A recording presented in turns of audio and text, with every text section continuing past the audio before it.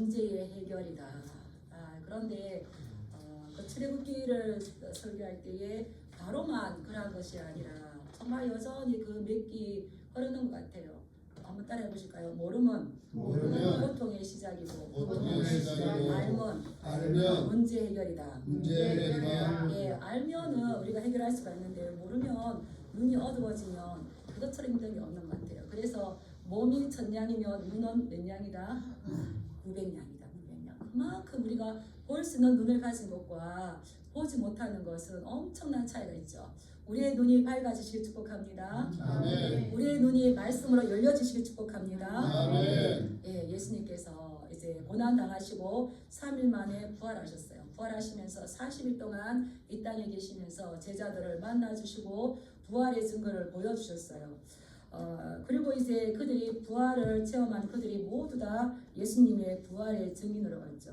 오늘 우리 24장을 보면 예수님께서 지속적으로 이제 고난 당하기 전에 내가 고난 당하고 사흘 만에 다시 살아나야 하리라라고 이야기했고 그것이 성취되었음에도 불구하고 제자들과 많은 사람들의 반응은 예수님께서 예언하셨던 그 성취를 눈으로 보고 있음에도 불구하고 반응은 완전 다른 반응이 나타났다는 겁니다.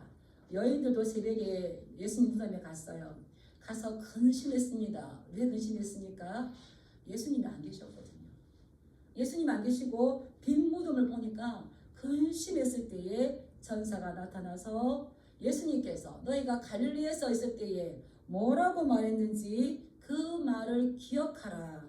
갈릴리에 계실 때에 내가 죄인의 손에 넘겨져서 십자가에 못 박히고 제3일에 다시 살아나야 하리라 하셨다는 말을 기억하라 라고 그랬을 때에 여인들은 예수님의 말씀을 기억한 줄 믿습니다. 아멘. 예, 거기 우리 24장 8절 말씀을 보면 다시 살아나야 하리라 하셨느니라 이 말을 기억해라 라고 했을 때 이 여인들은 그 말을 기억했어요.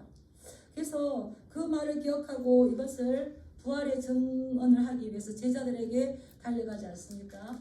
그만큼 기억하는 것과 기억하지 못하는 건 너무 많은 차이가 나요. 계속 성경은 우리에게 말씀을 기억하라고 말씀하고 있는 줄 믿습니다. 아멘. 기억했을 때에 새로운 이해력과 통찰력을 가지고 있어요. 기억했을 때에 기억에 합당한 우리의 반응이 나타나게 되어 있다는 겁니다. 그런데 이 부활의 기쁜 소식을 남자 제자들에게 전했습니다. 남자 제자들은 믿었을까요? 믿지 않았을까요? 안 믿었어요. 왜 안 믿었을까요? 당시 여자들은 법정의 증인으로 서지 못하는 아주 무시받는 자리였습니다.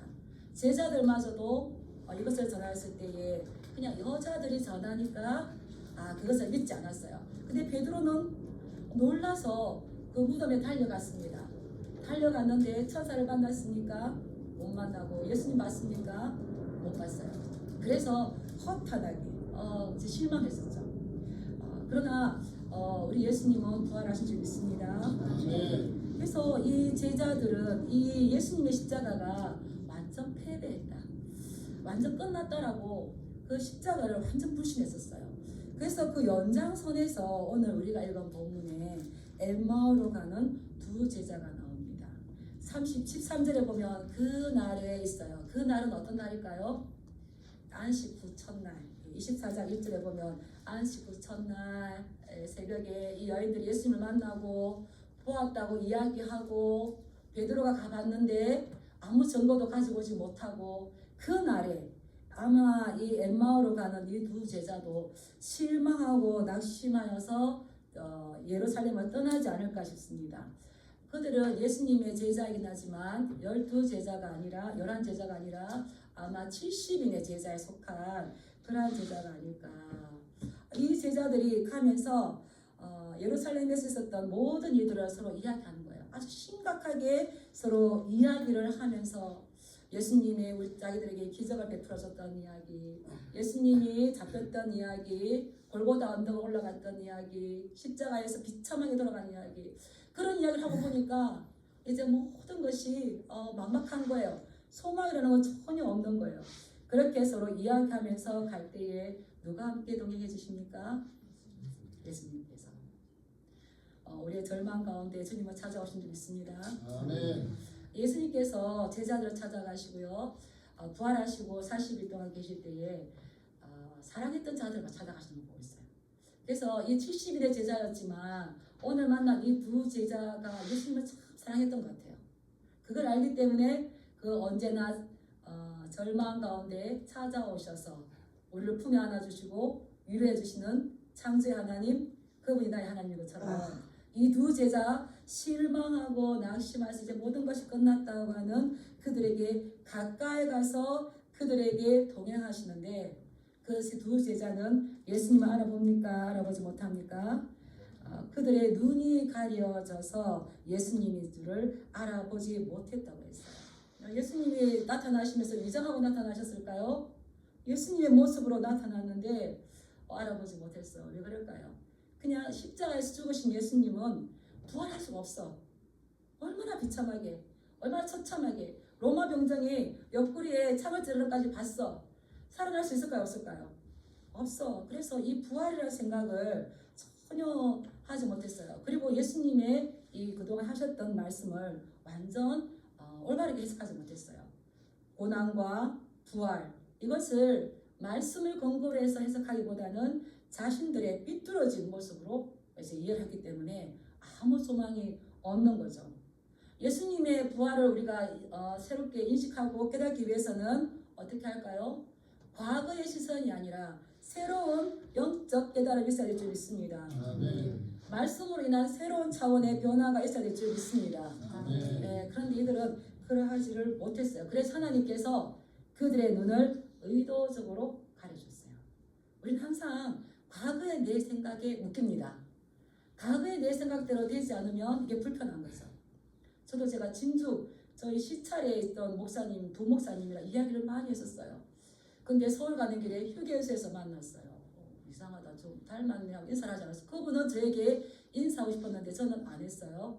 근데 세미나장에 가니까 또 닮은 사람이 더 있어요. 그래서 저도 모르게 인사를 하다가 이분 당황해 하시겠다. 그래서 죄송합니다. 제가 닮은 분인 줄 알고 인사를 했습니다. 이러니까 그때 이 목사님이 너무 반가워하면서 안타까워하면서 아니에요 목사님, 내가 그 사람이에요. 내가 바로 그 사람이에요. 이해가 갑니까? 목사님들은 다 만나면 정자가 있거든요. 그래서 세미나에 오신다고 셔츠를 입으니까 닮았긴 했는데 모르겠어요. 근데 휴게소에서 만났을 때에 인사하고 싶은데 제가 쌩까거든요. 그것도 인사를 못하다가 세미나장에서 만났는데 반가웠는데 제가 죄송합니다 이러니까 이분이 좀 유머가 있는 분이에요. 아니에요 목사님, 내가 바로 그 사람이에요. 그 사람이라니까요. 이렇게 하는데 예전에 내가 생각에 사고에 갇혀 있으면 전혀 새로운 시각으로 볼 수가 없는 거죠. 그래서 이들의 눈이 가려져서 예수님을 알아보지 못할 때에 예수님은 그들에게 질문합니다. 너희가 길 가면서 서로 주고받는 이야기가 어떤 이야기냐라고 하니까 이 두 제자가 지금 예수님인 줄 모르고 길 가는 같이 나그네가 묻는 것이 너무 기가 막히니까 슬픈 기색을 띠고 머물러 섰어요. 그리고는 뭐라고 그랬을까요? 당신은 예루살렘에 있으면서도 거기서 일어난 일을 너 혼자 모르냐? 지금 온 동네가, 온 성이, 온 도시가 지금 난리가 났는데 네가 왜 어떻게 모르냐? 너 굴뚝에 들어앉았다 왔느냐? 뭐합니까? 핀잔을 주면서 이야기하는 거죠. 그리고는 막 이야기합니다. 우리는 예수님 말과 일에 능한 선지자여서 우리 이스라엘을 구속할 자로 알았지만 그분은 그 사형당했다. 그런데 더 놀라운 건 여인들이 새벽에 가더니만 예수님이 무덤에 없다고 했다. 그리고 또 우리 중에는 두어 사람 누굽니까? 베드로와 요한이 달려가서 보니까 천사도 못 보고 예수를 못 만나고 왔다. 이렇게 이야기하는 거예요. 이들의 생각에는 이들이 안심되는 거는 예수님이 무덤에 어떻게 되는 겁니까? 있어야 됩니다. 예수님 하신 말씀을 전혀 생각하지 않고 예수님이 무덤에 있고 예수님의 시체가 누워 있어야 되는데 지금 사라진 거예요. 없는 거예요. 그래서 얼마나 실망하고 얼마나 두렵고 얼마나 걱정됐겠어요. 그래서 지금 떠나가고 있는 겁니다. 제가 이 말씀 이렇게 보니까 이제 한 사람의 이름, 제자 이름은 글로가라고 나오잖아요. 이분이 다 다 답을 말했어요.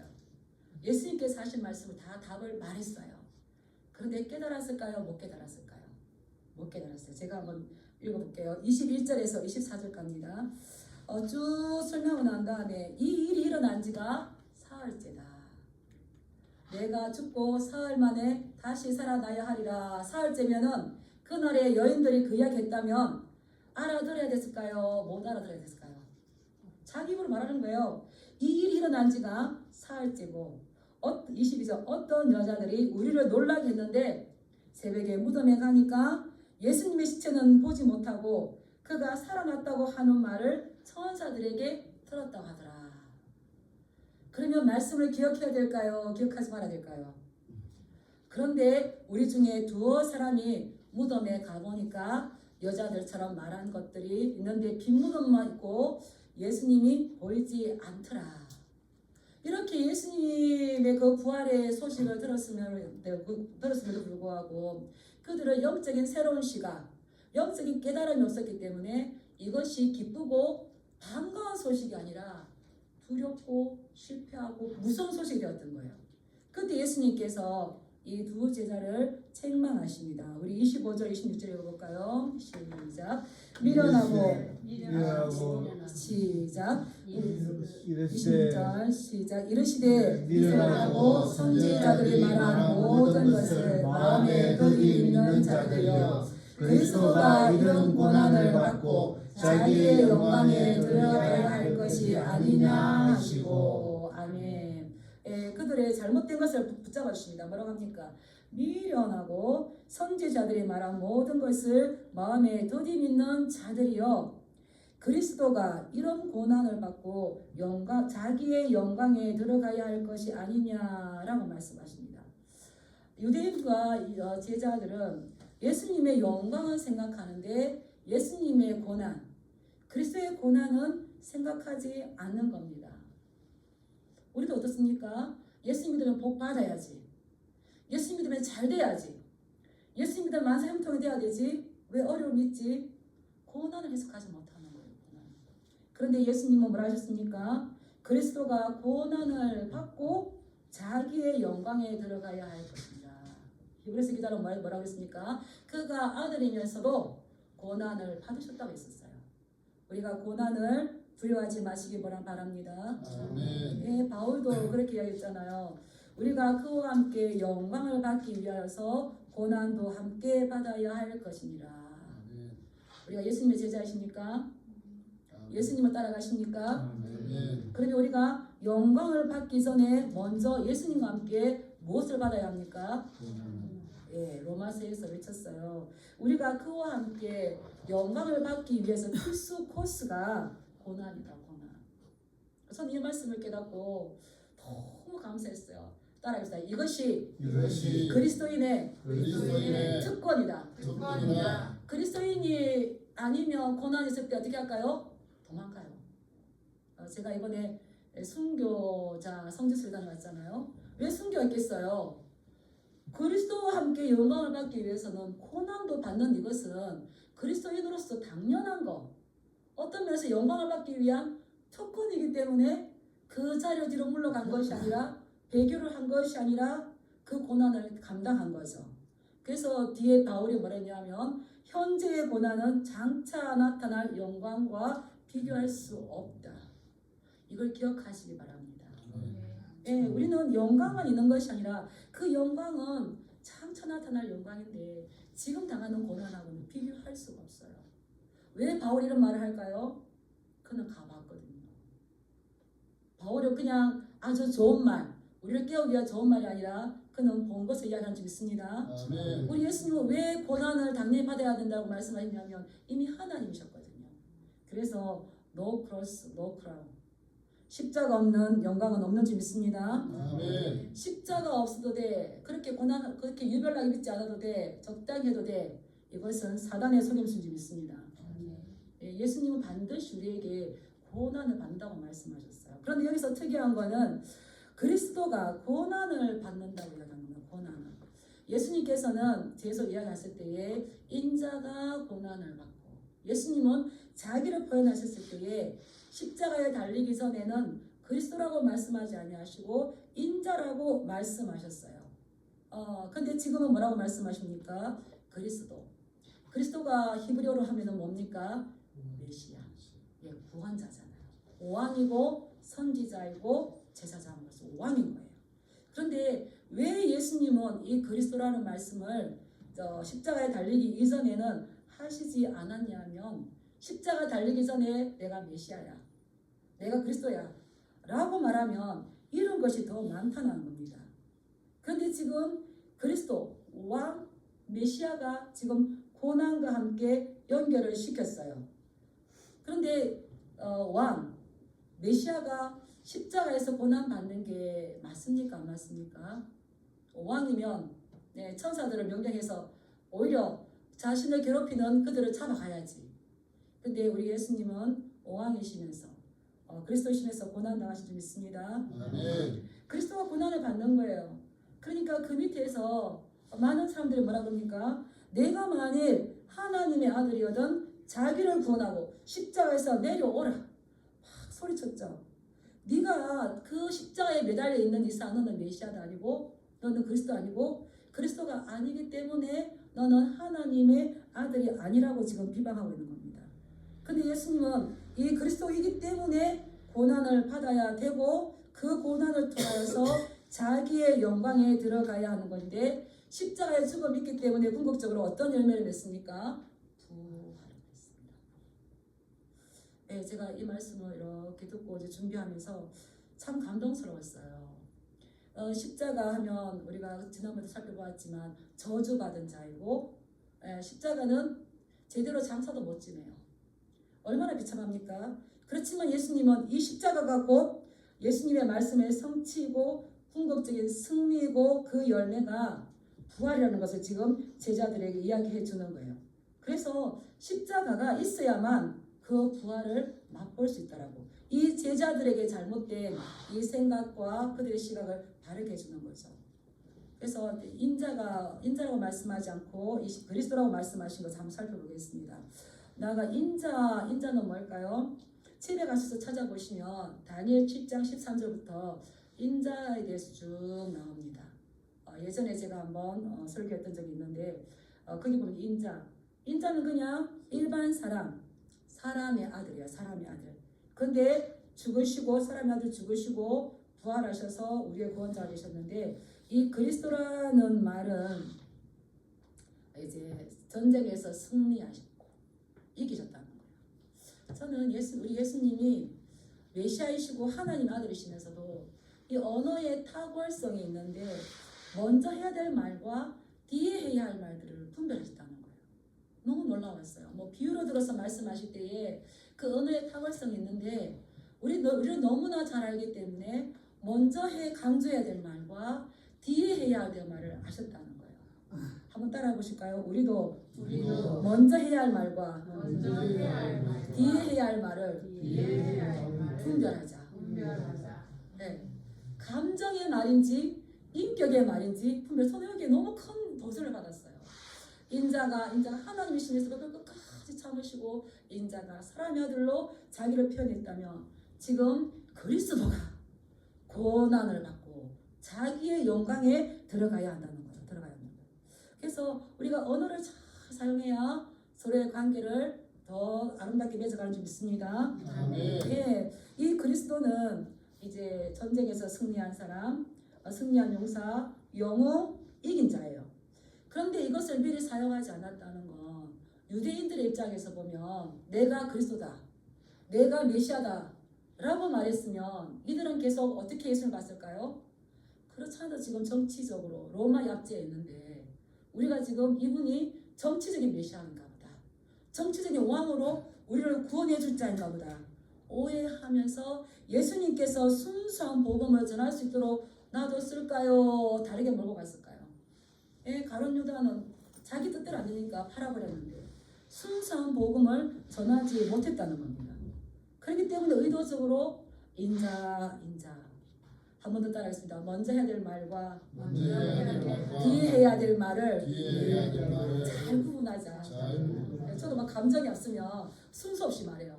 근데 우리 예수님은 그 십자가 고난을 뻔히 알면서 나 그리스도야, 나 메시아라 하지 아니하고 먼저 해야 될 말 준비하시고, 지금 사랑하는 제자들이 십자가에 대한 해석이 안 되니까 절망하고 실망하고 이제 모든 것이 끝났다고 한 그때에 그리스도가 고난을 받은 것이다.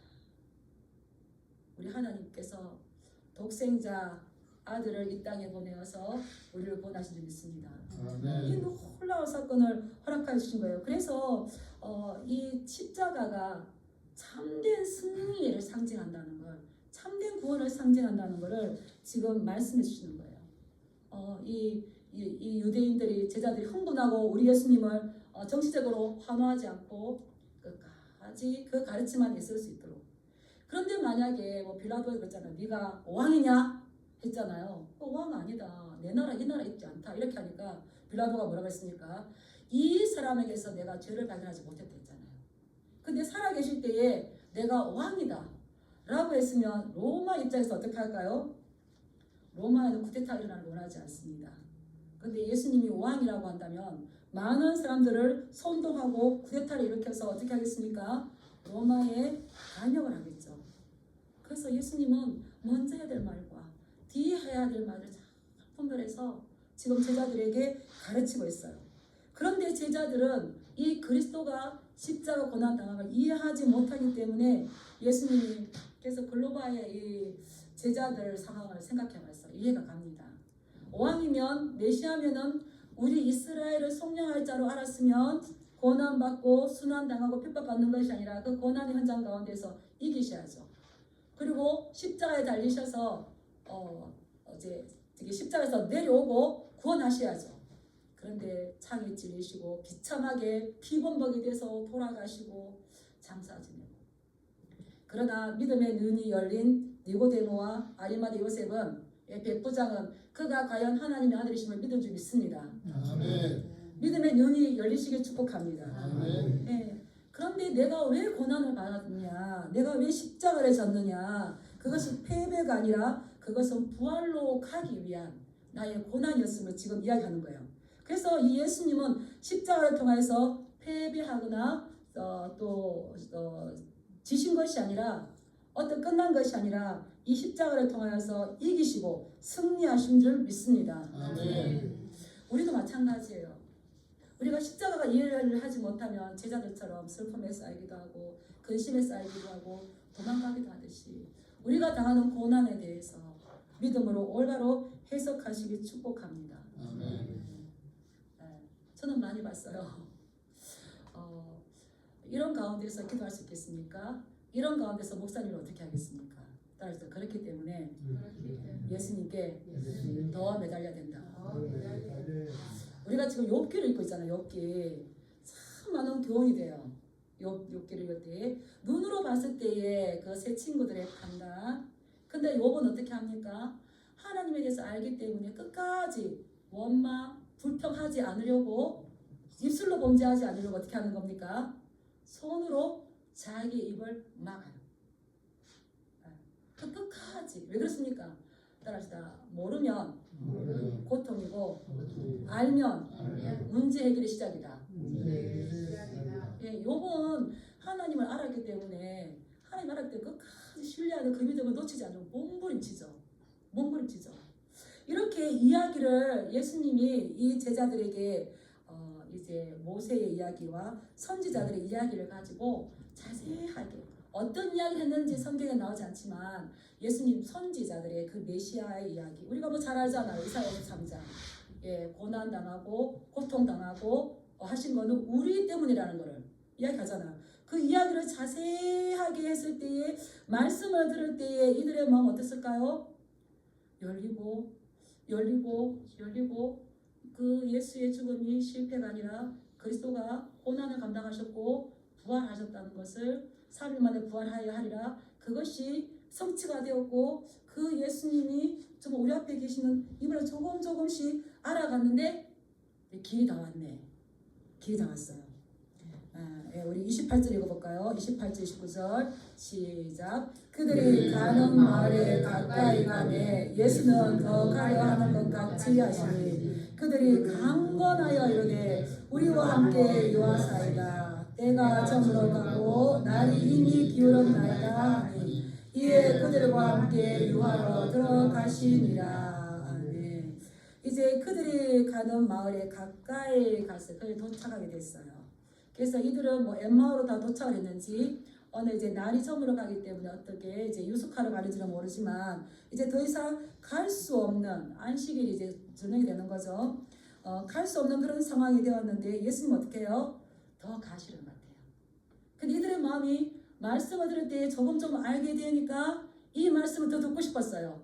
그래서 예수님을 어떻게 합니까? 강권하는 거예요. 강권하여서 우리와 함께 유숙합시다. 우리와 함께 같이 가자고. 이제 날이 저물어졌으니까 들어가자.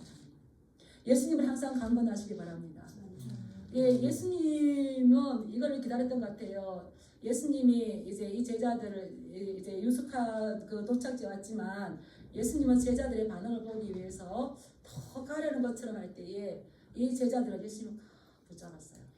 그리고 이제 날이 저물어졌으니까 우리가 같이 가서 우리가 같이 함께 유하자고. 이 말은 뭘까요?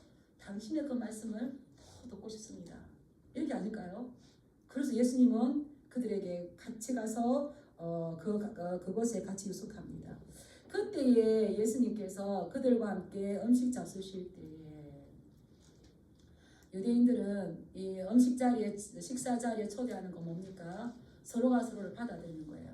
보아스가 타작마당에서 그 식사 자리에 룻을 초대하듯이 자기의 공동체로, 자기 일원으로, 자기 친구로 받아들이는 거예요. 예수님도 제자들에게 같이 지금 식사를 하시는 거예요. 받아들이는 거죠. 제자들이 예수님을 받아들이는 것 같지만 지금 어떻습니까? 예수님이 제자들을 받아들이시면서 떡을 가지사 축사하시고 떼어 그들에게 주시니 어떻게 되었습니까? 그들의 눈이 밝아져 그인 줄 알아보게 되었다는 거예요. 예수님께서 떡을 가지시고 축사하시고 그것을 제자들에게 떼어줄 때에 이 제자들의 마음이 그렇잖아도 이제 믿음이 자라나고 예수님에 대해서 조금씩 알게 되었는데 축사하시고 떡을 떼어 그들에게 나눠줄 때에 이 제자들은 아마 기억했을 거예요. 베사다 들녘에서 오병이의 기적을 하시기 전에 떡을 가지고 축사하시고 떼어 제자들에게 나눠주면서 나눠주라셨던 그 모습. 예. 그리고 또 식사 자리에 갔을 때에 초대대에 갔을 때 예수님께서 하셨던 그 모습. 그것을 보니까 지금 예수님이 자기들에게 떡을 떼어 주실 때에 어떻습니까?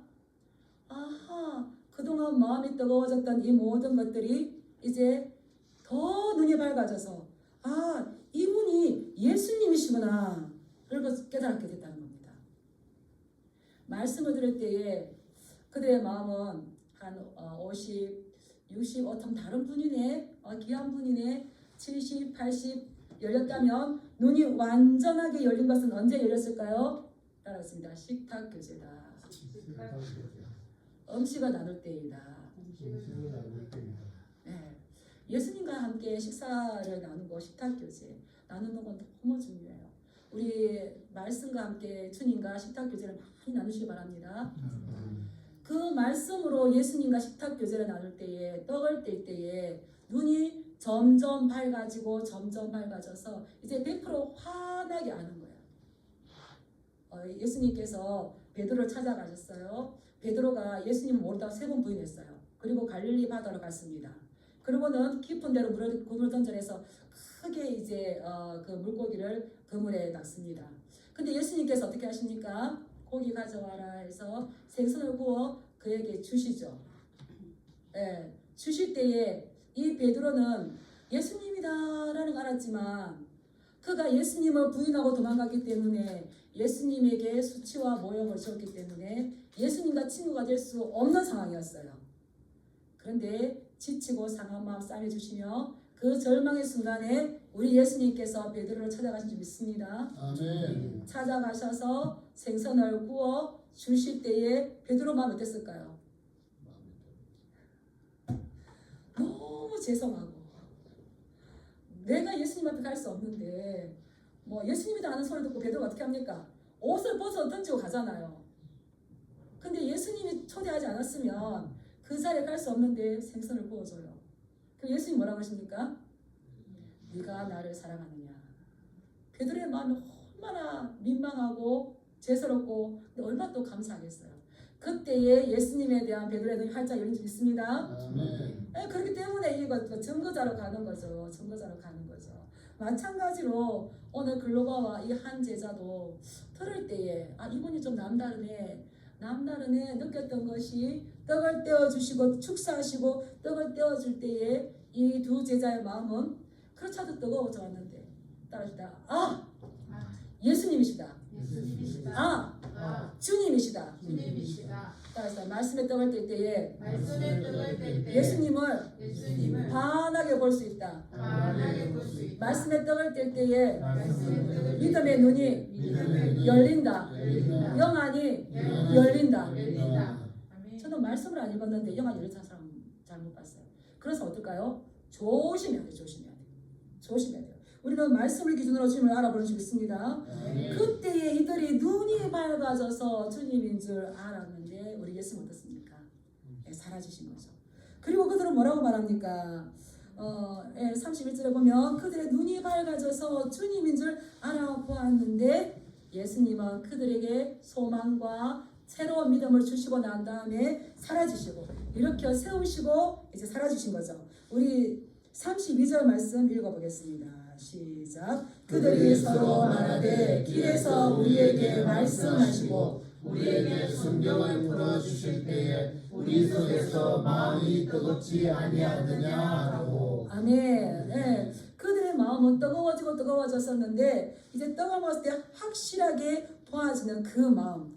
그래서 눈이 열리니까 그들은 엠마오로 갔습니까? 그들이 도망 나온 예루살렘으로 갔습니까? 곧 그때로 즉시 일어나 예루살렘에 돌아가 보니 11 제자와 그들도 함께 모였어서 과연 주님이 살아나셨다고 하는 이야기를 듣고 그들도 길에서 만난 예수님에 대해서 이야기하면서 이들은 그 슬픔이 변하여 기쁨이 되고 예수님의 부활의 증인이 된 줄 믿습니다. 아멘. 이처럼 달라요. 그래서 제가 이 말씀을 이제 주일날 설교해야지 마음에 담고 성지순례를 갔잖아요. 갔을 때에 제가 그 순례 순교자들을 이렇게 지역들마다 살피면서 이 땅에는 두 종류의 사람밖에 없구나. 두 종류의 사람밖에. 눈이 닫힌 사람과 눈이 열린 사람. 24장 16절에 그들의 눈이 가려져 그를 알아보지 못하고 옆에 동행하고 있음에도 불구하고 여전히 근심하고 탄식하고 슬픔에 있었지만 알고 나니까 눈이 열리고 나니까 그 두려워하던 예루살렘으로 돌아가서 이 길에서 만난 예수님을 전하고요. 뒤에 다 보면은 48절에 보면 너희는 이 모든 일의 증인이라. 그 증인이 기록된 책이 뭡니까? 사도행전인 거예요. 역사들이 막 일어나지 않습니까? 그래서 이 눈이 밝아지면 그 죽음 앞에서도 이 주님을 부인하지 않구나. 저는 제가 생각하기에는 일본에 순교자가 많이 없는 줄 알았어요. 근데 엄청난 순교자가 있었는데 제가 돌아와서 다시 자료를 찾아보니까 너무 엄청난 많은 순교자가 있었어요. 와, 이거는 한 번 더 역사를 적용해봐야 되겠다 싶었는데 그 일본에 이제 일본이 기독교를 다 잔멸했대요. 제가 찾아본 그 자료에는 30만 명이 순교당했대요. 엄청나죠. 그래서 이게 지금 처음 듣는 거라서 더 자료를 찾아봐야 되겠는데 그렇게 일본은 잔멸을 시켰다고 생각했는데 250년이 지나고 난 다음에 숨어서 기독교를 믿고 있는 사람 600명이 누구의 고소에 의해서 발각된 거예요. 그러니까 250년 동안 5대에 걸쳐서 믿음을 이어줬는데 600명이 된 거예요. 그 사람들 발견을 하고 너무 많으니까 뭐 400명씩, 141명씩 이렇게 따로따로 처형을 해요. 처형을 하는데 어린 아이도 있었어요. 그래서 어린 아이 죽을 때에 그 재판관이 그랬겠죠. 너 지금부터 예수님을 모른다고 하면 살 수 있다. 어떻게 하려 하니까 이 아이가 내 십자가 어디 있어요? 내 십자가 어디 있어요? 내 십자가 주세요. 그러고는 그 십자가를 꼭 안고 참수를 당했대요. 뭐겠습니까? 어린아이 얼마나 두렵겠어요. 그런데 눈이 열려서 이 땅에 있는 잠시 고난은 장차 나타날 영광과 비교할 수 없다는 거 눈이 열린 줄 믿습니다. 그런데 눈이 안 열린 사람들은요 141명을 죽이는데 다 이제 죽이는데 억소리도 안 났대요. 그냥 쓱 가고 내 앞에 사람이 그렇게 죽으면 두렵지 않을까요? 근데 쓱 죽고 근데 죽인 사람들은 눈이 어두우니까 부활할까 봐서 목을 다 따로 모아서 묶고 몸은 다 따로 모아서 매장을 했어요.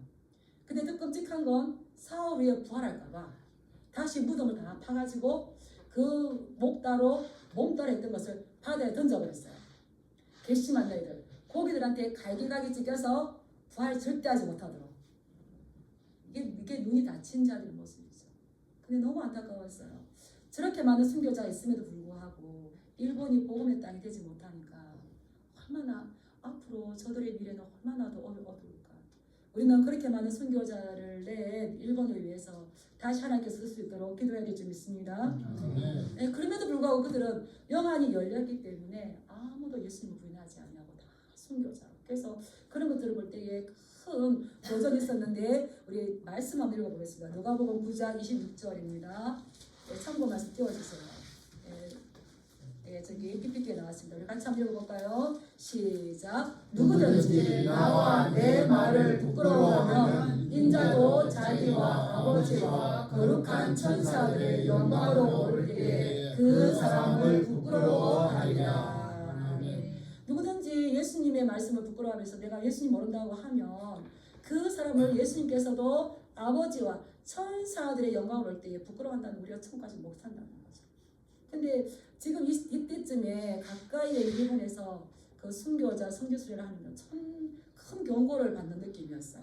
우리 로마서 8장 18절에서 19절 말씀 한번 읽어보겠습니다. 시작. 자녀이면 또한 상속자 곧 하나님의 상속자요 그리스도와 함께 상속자니 우리가 그와 함께 영광을 받기 위하여 고난도 함께 받아야 할 것이니라. 생각하건대 현재의 고난은 장차 우리에게 나타날 영광과 비교할 수 없도다. 아멘. 이 말씀을 본다면 그리스도가 고난받는 것이 우리가 해석이 되는 거죠.